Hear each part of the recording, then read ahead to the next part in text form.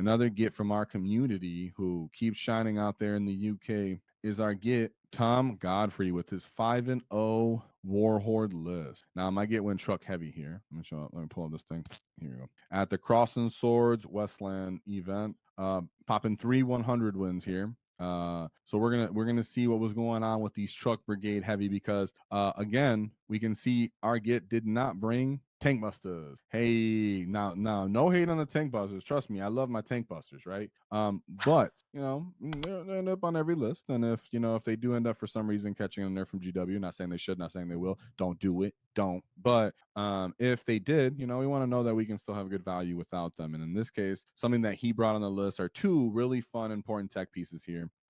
One, a 10-man unit of Nobz with power claws made its way back onto a performing orc list. And 2 is a big brick of Gretchin without Zod. No Zod, not a typo. This, last time I looked over Zod. No, this is legit. He didn't bring Zod. And so some people will ask why. I have a video on how you can use Grotz, but in short, he would put along his back line, force the enemy to keep Cull the Horde as he was denying his own deployment zone from deep strikes. He was simultaneously having the enemy waste a Cull the Horde or a CPN trying to burn Cull the Horde and have to hold it. He said that really mattered in some of his games. In one of his games, I think it made the difference of one of his wins.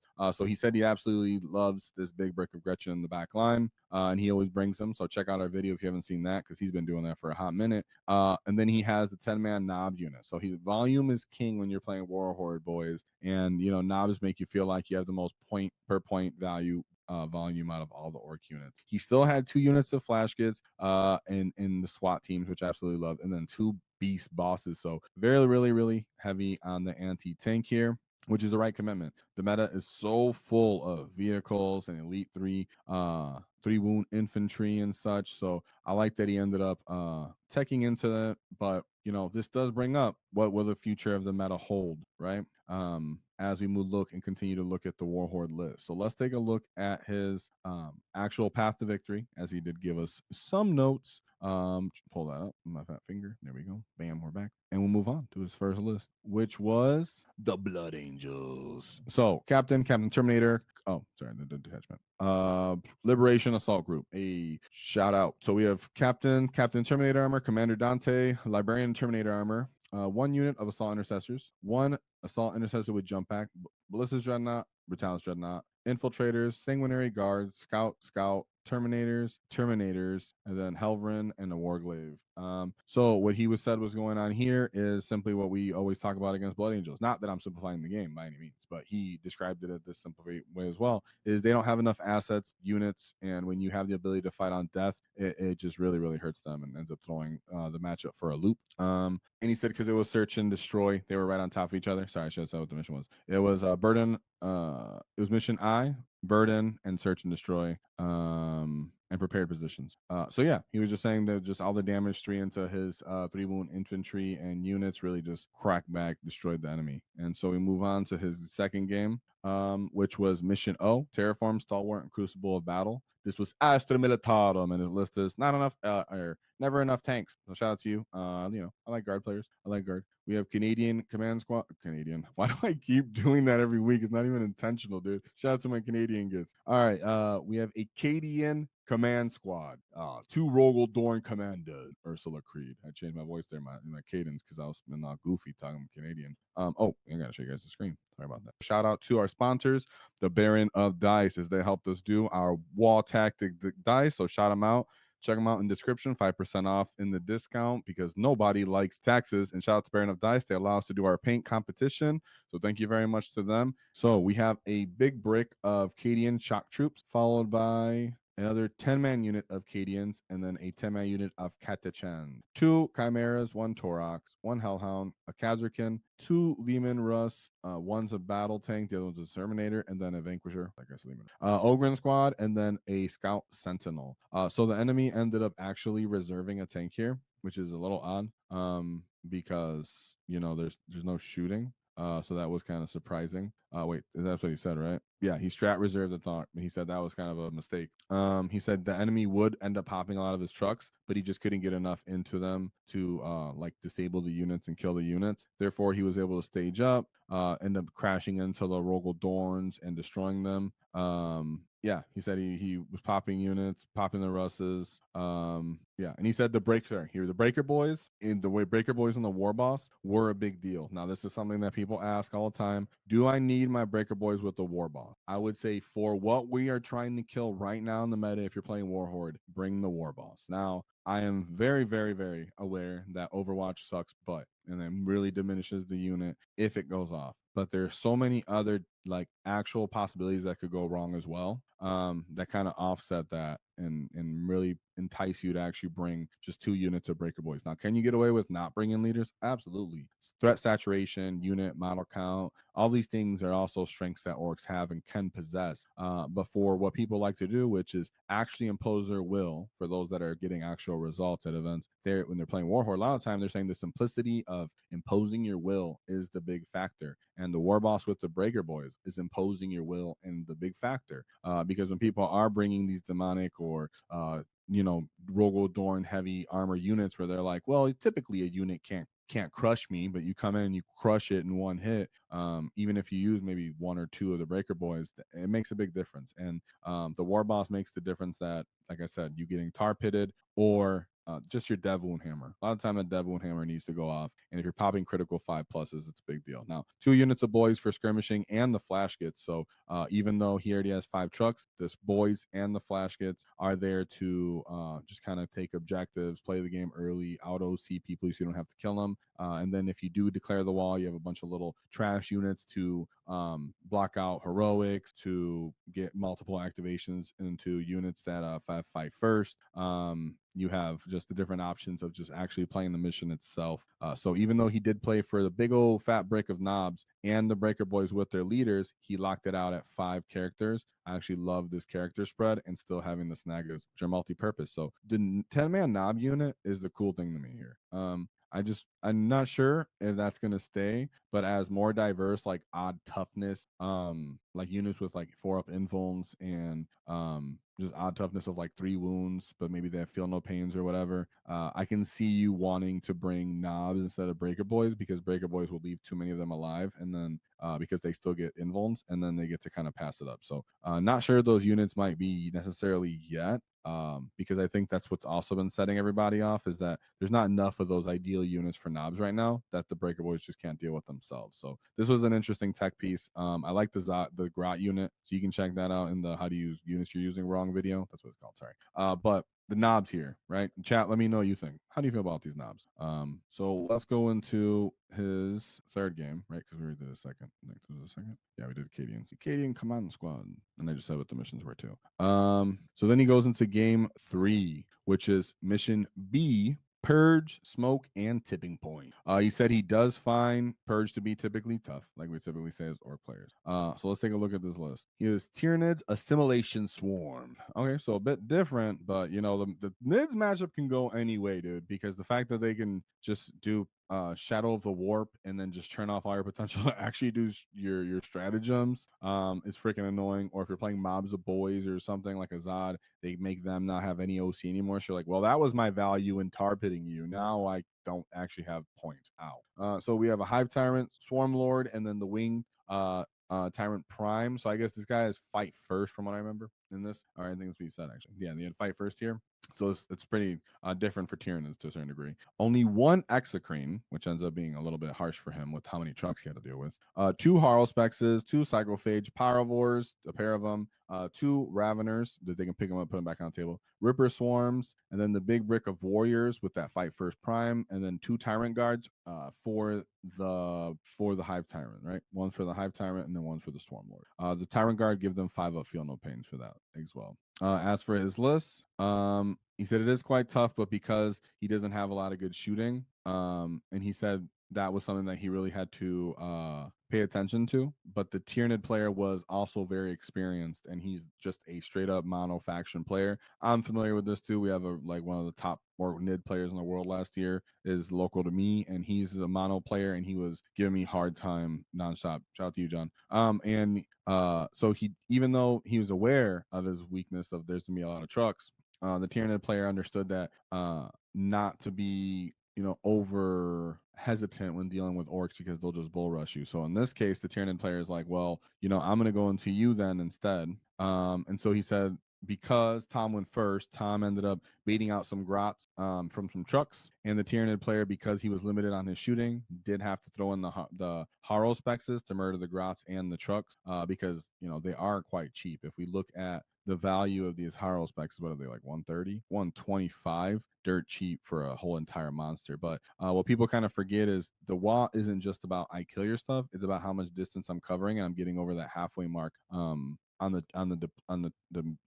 map layout, right? I'm get past that midway point to push you back and stop you from actually scoring. Nids want to trade bodies for points just like you do as an orc player. Therefore, picking up all their stuff and killing it really early offsets your attrition rate. They don't have enough units to kill you fast enough back, and in that case, you kind of maintain momentum. So he said everything on turn 2, he went for a WAAAGH. His Pyrovore came out, so he allowed he wanted, right, when we talk about actually Overwatch potential or the threat of Overwatch for the Breaker Boys, that's where having all these threat saturation comes into play. So of course you move the Boyz first, and then you move well, you would say maybe Gretchin, for example. You move the Boyz first and see if they Overwatch, and then you move the Snaggas, and would you Overwatch, and then the Nobz, and then last would go your Flash Kids. So in this case, he moved his B Snagga Boyz first, intently, so that the enemy can Flamer Overwatch them. Now it does suck because you're going to kill a good amount of them, maybe even 5 if he gets lucky. But the real value is the boss and the Nob anyway, and just having boss and Nob themselves. Boom, you're getting the potential from War Horde just from those dudes.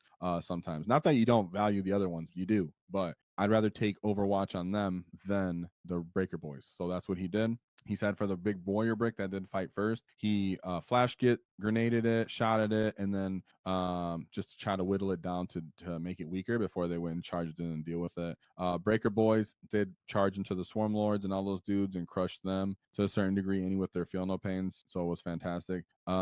Yeah, he said the Nobz ended up kind of failing him because they didn't make a charge off, but everything else was so significant because how hard he ended up hitting them. So like I said, Nids want to play and die for points just like you do as an orc player. So when it's time for the WAAAGH, oblige them with an extreme amount of damage that you can. It's not that I always have to kill their most valuable unit, because he said I failed my WAAAGH into their Tyrant with the Nob thing, but it didn't matter because I made the charges everywhere else and just killed enough of his units that he didn't have enough to kill the rest of my stuff to keep playing the mission. So even if he kills your Breaker Boys and your Beast Bosses and your Snaggas, you still got Boys laying around, you got trucks laying around, you got maybe one Flashgate unit left, you still got the big stupid break of Gretchin in the back that you possibly already sticky objectives your home, so you can even take that Gretchin unit and run forward late game if you had to.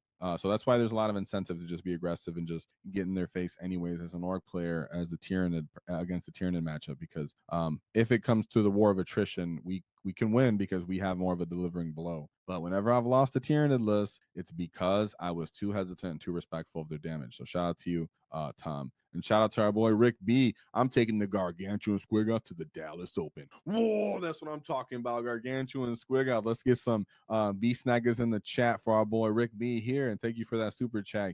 And good luck to you in that Gargantuan Squigga. GW, how dare you? How dare you take away Artist Nails from Gargantuan Squiggoth? I mean, I guess you kept them in the game, but you don't get kudos for keeping the coolest thing in the game, right? So, so then we move on to. I think I already just covered that game 4, did I? No, I didn't. That's where we're at. I think we're at round 4. Yeah, because this one was Hive Tyrant. Yeah, get out of here. All right, so then we go to round 4. Let me see what the mission was. It was Monka mission S. Linchpin, raise banners, Dawn of War. I'll just tell you what he says right here. He says, it was Dawn of War, and the layout they used at this club with the glass hammer, it was just kind of horrible kind of map with average. Oh, he said there's big lanes. Sorry, I wasn't really sure you're trying to say there. Sorry, the number 4. For layout 4, but he was just saying based off what the layout was, he thought there was just really big lanes that he had to kind of deal with of firing. And other than that, he was able to still close the distance and kill him anyways, because the limited firing lanes are just a couple big ones that are diagonal firing lanes, and then everything else kind of sucks. He does say that this is a respected James McLean Tau player that I guess gets good rankings, like third in the world right now. But other than that, he was too familiar with them, and the layout was a big factor here. So it was Tau, Monk, the Recruit Shaper, 2 units of Breachers, which are pretty potent against Orcs, to be honest, with their reroll wounds if you're on objective, 2 Devilfish, 2 Hammerhead Gunships, Carnivore, 2 units of Pathfinders, 3 Piranhas, which are annoying because they make you take some battle shocks when you don't want them sometimes, 2 Riptide Battle Suits, 2 Skyray Gunships, 3 Stealth Suits. Man, nice, cheap, easy. Typical kind of some things from Talis. The character design was a little bit different, but he got another 100 there. So shout out to him. Big W on that. And then we move on to his 4th game. Last but certainly not least, into Astra Militarum.